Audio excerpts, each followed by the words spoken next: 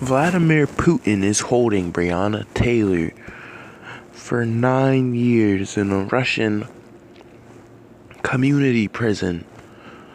This is a slight at Western society. He's obviously taking a jab at a way of life, at the Western way of life.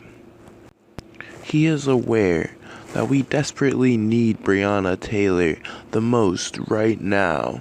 He knows how much the West needs women like Brianna Taylor. She's the specimen that's strong enough, that's fast, that has enough endurance. She is the prime specimen in competing with biological men. 6'9", like 200 pounds. Putin knows that she's practically a war machine. He needs her to rot away in a cell in Russia while the biological men of the West compete in women's sports and dominate.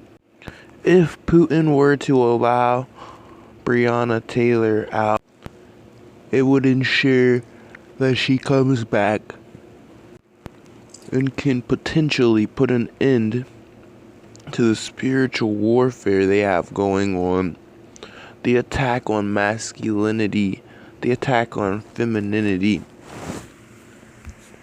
He doesn't want Brianna Taylor to come back because if she does, she may put an end to people like Leah Thomas who compete against women and dominate them. If there were a specimen who's physically fit as Brianna Taylor, then Putin knows that there's even less of a chance of his malevolent, malicious, whatever you want to call it, this attack on Western society, trying to change gender roles.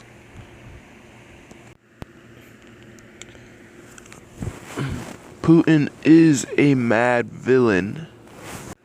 He is a tyrant.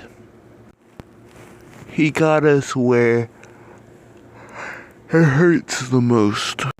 Also, in the news, Julian is currently being converted to Christianity and or Islam. I don't like what I'm seeing.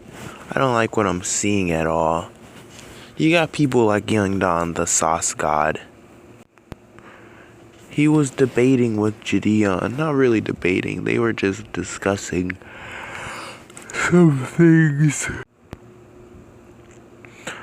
Jidion is talking about some finding God. He's going through that Kanye phase. I always hated Christianity. The Holy Bible is a good book. You guys know how I feel about the Holy Bible. Ethics and morality being taught. Honestly, it's a good tradition.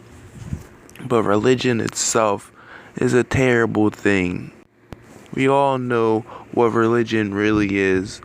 And there's no intelligent person who denies that religion is also corrupt by power. But on an individual scale, you can grow a lot from reading the good book. Anyway, my problem comes in with Jidion kind of not even monetizing his journey. But look at that man and tell me he's the person that you expect to be acting like this. I mean, I don't have a problem with him wanting to portray himself in a different light, but I just look at it like this. It's kind of hypocritical in a sense. Not only that, it just seems kind of what's it called? Disingenuous. Now, I have no problem believing that Jidion truly loves Jesus and the Holy Bible. I think that shit's kind of whack. I think that people who follow Christianity and are zealots or just very devout, I don't like people like that. They tend to be hypocrites and they tend to get really worked up about things that are up for debate slash up in the air and lack confirmation. But Jidion is doing his thing, and I guess I hope that he succeeds in whatever endeavors he puts his cards into, he puts his eggs into. What do you guys think?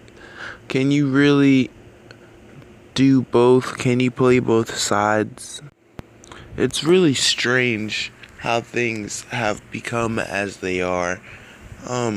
Recently, Jidion, in a lot of these interviews, he's been exposing himself. And it turns out him and I have a whole lot in common.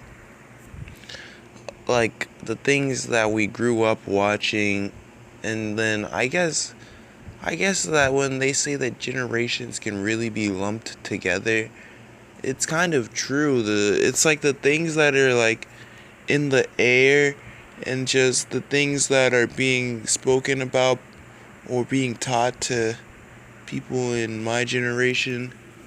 It's like, wow, I guess they really do have this idea of like succession and like idealism, something along those lines. Their deadass is a higher power orchestrating the progression of our minds. With all the liberalism and the woke movements, you can see that society's becoming deluded, more delusional day by day. Everyone's claiming their victimhood status. I'm about to make a prediction. I've made this prediction before, but more people need to catch on. I think that the next group of oppressed people we are about to encounter are going to be the people with the small genitalia. You see, there already is kind of a niche for that, but we're about to see a whole lot more girls talking about how they're flat, so they aren't perceived as attractive. And then we're going to see a lot of men who are saying they have smaller penises and thus they have less chances of finding a mate that will think they are sufficient. I wonder how accurate these predictions are. The way that things are going, I can see it like becoming a thing tomorrow. When you look at today, we idolize a lot of people. And I'm not talking about idol gods, like, or even worshiping or glorifying people. I literally mean idolizing people. Like, okay, this person's a star, this person is big, they're popping, they got a platform, they got a popping community. That's all I mean by idolize. Nothing more, nothing less. So, we idolize a lot of people. Influencers, fucking moguls, fucking singers, songwriters. We're starting to, pretty much anyone can become credible now. Anyone can become Overall, what do you think that does to the whole entire scene? What do you think that does to the whole entire scene? I feel as if we're seeing a lot of people attain fame, or we're seeing them become infamous, and then we see them fizzle out. But not only that, it's like they aren't reaching new heights anymore. A lot of people are just repeating the same process. It's like they're a copy and paste of the last guy. You tend to see less unique ideas now, and just people reacting to things and or employing the same tricks that someone else used. I guess that's why when someone new comes out and they're doing something original, I guess that's why we tend to lean on those folks and respect them. We put them in like the S tier. We put them in a higher category than the regular old peons who are just copying and getting famous because they look attractive, or they got a little bit of a comedic sense.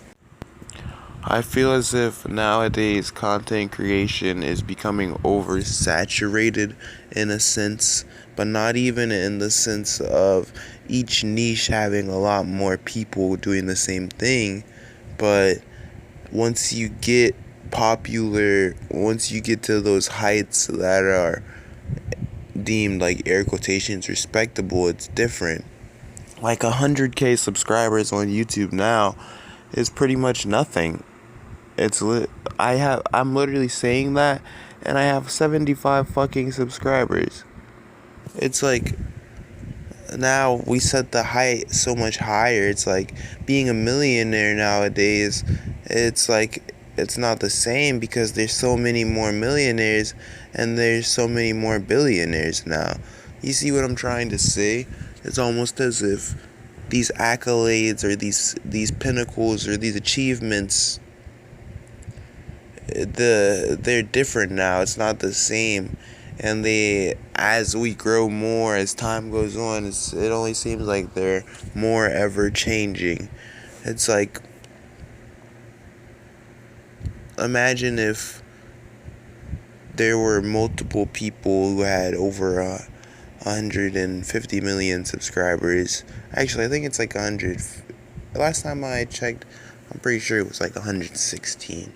But, PewDiePie is sitting there with over 100 million subs. Soon there's going to be actually multiple people with 100 million subs. And then what about having 1 million? If 100,000 doesn't look that much because a lot of people have 1 million, wait until they all exceed 100. I don't know, I don't want to sound pessimistic. It's just an idea to explore how are things being affected by us giving people credit for doing practically nothing. Peace out. I hope you enjoyed this video. Just a bunch of random bullshit.